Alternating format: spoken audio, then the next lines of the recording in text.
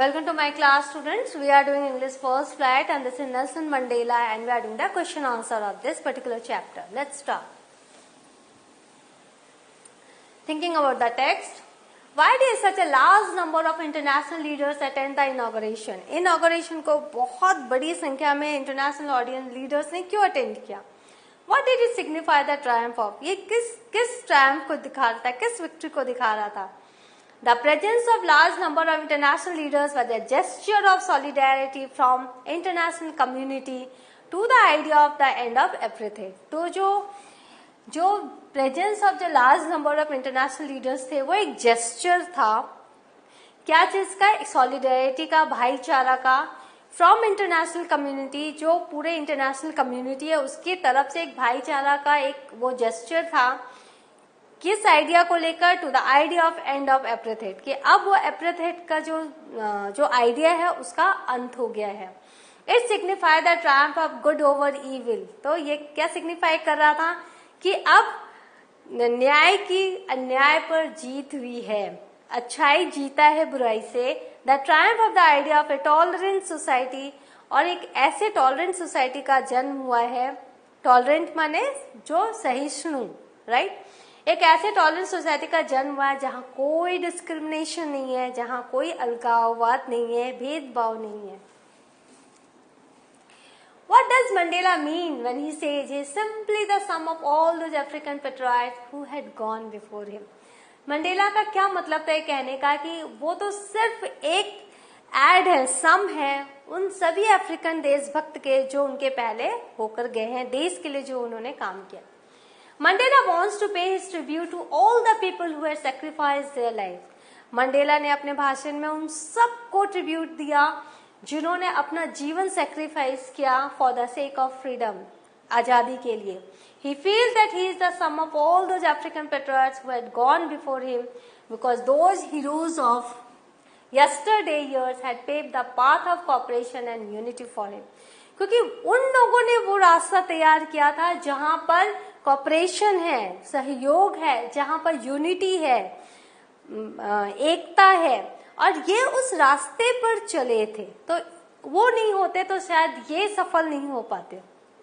इसीलिए उन्होंने उन सभी यस्टरडे ईयर्स जितने भी लीडर्स थे, जितने भी पेट्रियट्स थे, उनको उन्होंने धन्यवाद दिया. Therefore, he got the support of his people to be able to come to power to bring equality for his own people. और उन्हीं के कारण, वो उन्हीं के नक्शे कदम पर चलकर आज उनको अपने देश के लोगों से क्या हुआ? पावर मिली है कि वो इक्वालिटी को यहाँ स्थापित कर सकें अपने लोगों के लिए. तो दिस इज द रीजन, इसीलिए उन्होंने कहा I am some of all those people. Would you agree that the depths of operation create heights of character? Yes. जितना ज्यादा इंसान दबा उतना ज्यादा उनके चरित्र की ऊंचाई पर वो पहुंचे. Heights of character, right? How does Mandela illustrate this? Mandela ने कैसे इसको इलस्ट्रेट किया? Can you add your own examples to this argument? क्या आप अपना कोई एग्जाम्पल दे सकते हो? Yes, I agree that the depths of operation create heights of character. जो पुराने लीडर्स थे जिन्होंने इतने अन्याय सहा लेकिन वो टूटे नहीं, उनका जो चरित्र था उनका निर्माण हुआ और एक ऐसी हाइट पर गया कि वो इतिहास में अमर हो गए. Nelson Mandela illustrates this by giving examples of great heroes of South Africa. South Africa के उन सभी ग्रेट हीरो का उन्होंने एग्जाम्पल दिया जिन्होंने सहकर अपने कैरेक्टर को एक ऊंचाई दी. Who sacrificed their lives in the long freedom struggle. ये जो लंबा जो फ्रीडम का स्ट्रगल चला, 27 साल तो वही जेल में थे, तो लंबा जो स्ट्रगल चला है और उन्होंने अपने लाइफ में जो सेक्रीफाइस किया है वो ग्रेट हीरो थे. India is full of such examples. हमारा इंडिया भी ऐसे एग्जाम्पल से भरा पड़ा है. During our freedom struggle the oppression of British rule created so many man of such character. हम आज भी उन जो क्रांतिकारी थे, जो देशभक्त थे, उन्होंने इतना कुछ सहा ब्रिटिश के हाथों, लेकिन उनको हम इतिहास में अमर करके रखे हैं. They are our heroes, real heroes. If you compare this with the quality of present Indian political leaders, तो उन लीडर्स से जब हम आज के लीडर्स की तुलना करते हैं तो नेल्सन मंडेला की बात हमें सही लगती है कि yes, depth of operation creates Heights of character. क्योंकि अभी जो है कोई ऑपरेशन नहीं है, कोई भी दबाव नहीं है, इसीलिए जो पहले की जो चरित्र की मजबूती थी वो भी अभी नहीं मिलती है। What freedom meant to Mandela in childhood? Freedom का मतलब क्या था मंडेला के लिए चाइल्डहुड में? देखो सीबीएसई 2015 में क्वेश्चन आया है। During young age, freedom for Mandela meant a freedom on a personal level. जब वो बच्चे थे तो फ्रीडम का मतलब पर्सनल लेवल पे आजादी थी। Free to run in the fields near his mother's hut. अपनी माँ के हट के पास, माँ की झोपड़ी के पास जो फील्ड था, जो खेत था, जो मैदान था, वहां पर फ्रीली दौड़ना। Free to swim in the clear stream, जो साफ झरना था उसमें तैरना। That ran through his village, जो उनके विलेज से होके जाता था। Free to roast mealies under the stars and ride the broad backs of slow moving bulls, और मेलीज को रोस्ट करना और वो जो स्लो मूविंग जो बुल्स थे उन पे राइड करना, यही उनके लिए फ्रीडम था जब वो छोटे थे। As long as he obeyed his father and abided by the customs of his tribe,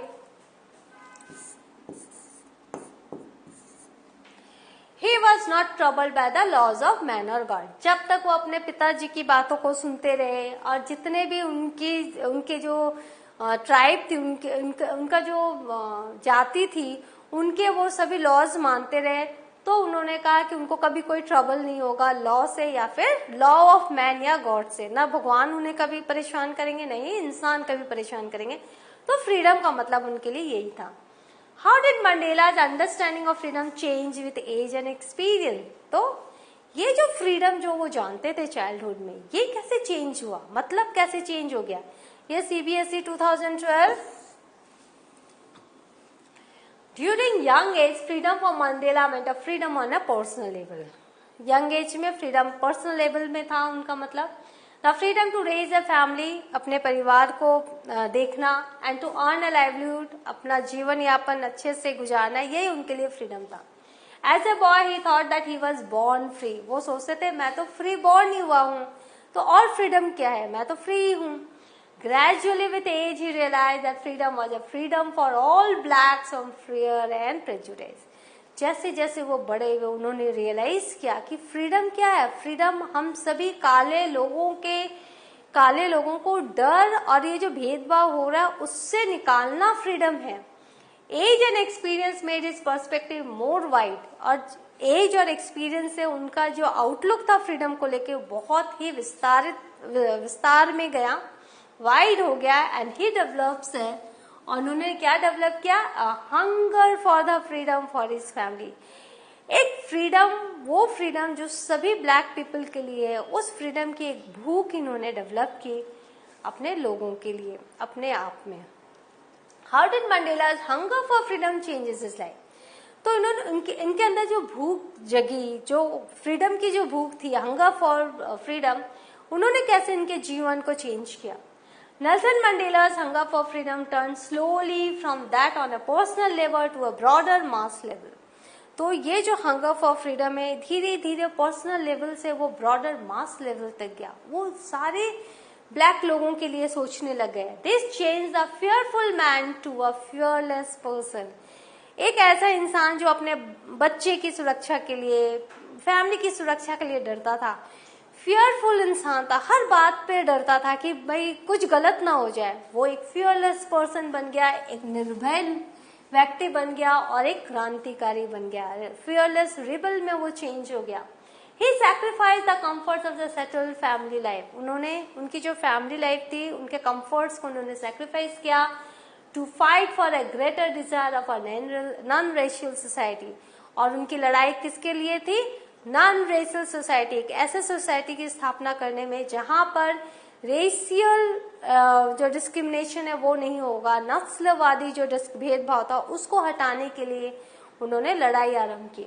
the hunger transformed into a virtuous and self sacrificing man. तो वो बहुत ही वर्चुअस और सेल्फ सैक्रिफाइसिंग मैन के रूप में बदल गए।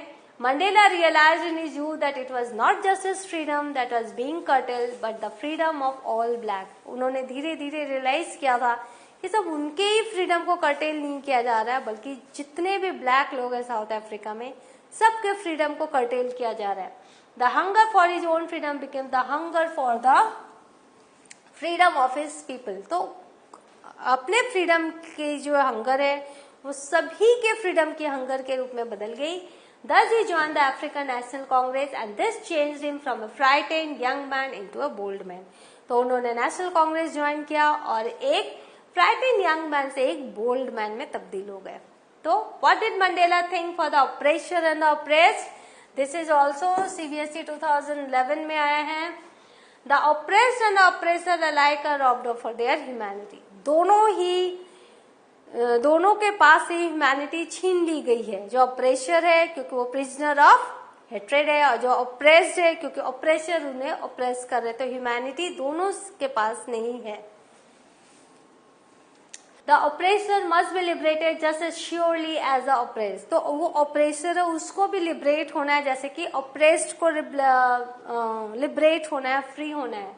अ man who takes away another's man's freedom is a prisoner of hatred.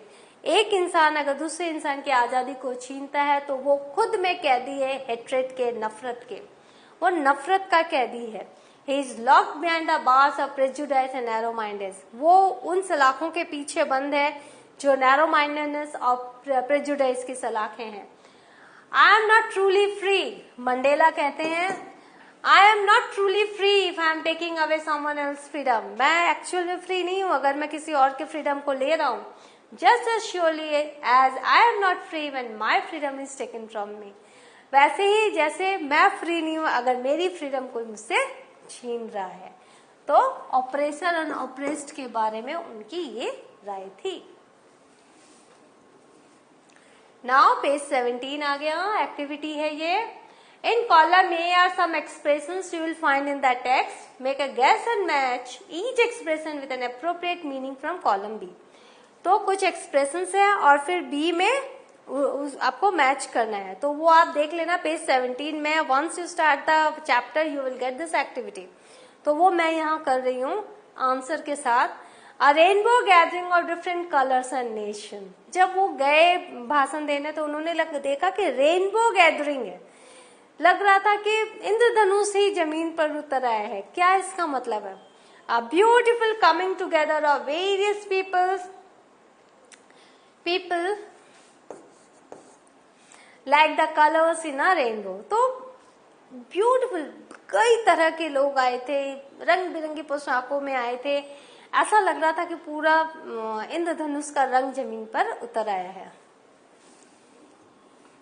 The seat of white supremacy that is centre of racial superiority. पहले क्या था? रेशियल सुपीरियरिटी थी, उसी को बोला है white supremacy. Seat of white supremacy is the center of racial superiority. Be overwhelmed with a sense of history. Feel deeply emotional, remembering and understanding all the past events that have led up to the moment. तो उस समय वो बहुत overwhelmed हो गए थे with a sense of history. तो उस समय बहुत deeply emotional हो गए थे और याद कर रहे थे और समझ रहे थे कि पास्ट में जिन लोगों के साथ हुआ है और उन्हीं सबको सह कर आज ये जॉय का मोमेंट आया है. Resilience that defies the imagination. वो रेजिलेंस जो इमेजिनेशन को डिफाई करती है. A great ability almost unimaginable to remain unchanged by suffering, not losing hope, goodness और करेज. कि एक ऐसी एबिलिटी है, रेजिलेंस एक ऐसी एबिलिटी है जिसने क्या किया, इतनी सफरिंग सहने के बाद भी अनचेंज्ड रखा. किसे? होप, गुडनेस और करेज में. आशा के प्रति वो आशा है, उम्मीद है, अच्छाई थी उनके पास और साहस था इतने सारे विरोध के बावजूद. तो that is a great ability almost unimaginable to remain unchanged by suffering, not losing hope, goodness और courage. A glimmer of humanity, a sign of human feelings, goodness, kindness, pity, justice etcetera. तो एक human feelings एक sign था, एक sign of human feeling. क्या था? Goodness है, अब भी हमारे में काइंडनेस है, हमें पिटी है, जस्टिस है. तभी तो 2 नेशनल एंथम उन्होंने वहां पर गाया गया और ब्लैक एंड व्हाइट दोनों को इक्वालिटी दी गई. A twilight existence, a half secret life, like a life lived in the fading light between sunset and dark moon. तो ट्वाइलाइट एग्जिस्टेंस, तो ब्लैक का एक ट्वाइलाइट एग्जिस्टेंस हो गया था. तो वही हाफ सीक्रेट लाइफ था, जैसे कि जो लाइफ है सनसेट एंड डार्कनेस के बीच में जब वो थोड़ी सी लाइट रहती है तो फेडिंग लाइट रहती है, वैसा उनका जीवन हो गया था जब उनको बहुत तंग किया जाता था ब्लैक लोगों को. So what have you learned? We have learned the question answer. The chapter comes to an end. In the next session, I will do poetry. That is in the same chapter. Till then, learn the answers. It's very important. Write them and please go through the chapter again and again because you will have to write extract based questions answer. I will meet with you in the next session. Thank you.